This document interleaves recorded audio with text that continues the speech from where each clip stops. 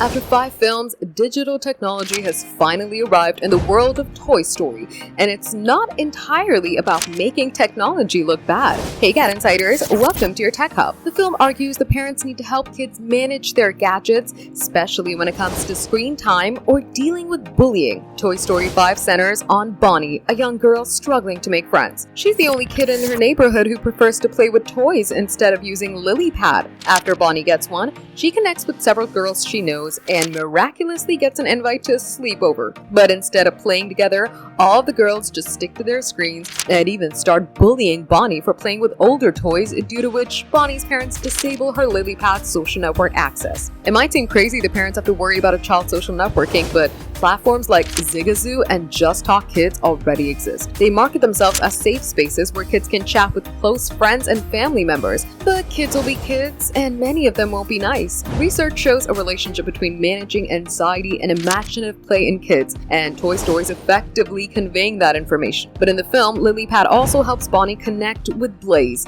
another young girl who still plays with toys the old-fashioned way. Without LilyPad, they probably never would have met. The film suggests, despite their potential harms, it's helpful for kids to sometimes watch TV on the go. There are also tons of educational games on iPad OS and Android. The key is moderation and parental supervision. Now that tablets have entered the world of Toy Story, it's unclear where the franchise can go next. Toy Story 5 isn't as essential as the original trilogy, but at least it's a reminder to parents that they can't just sit back and relax when it comes to tech. For more updates, subscribe to GadInsider, like and share the video, and don't forget to press the bell icon so you never miss any update.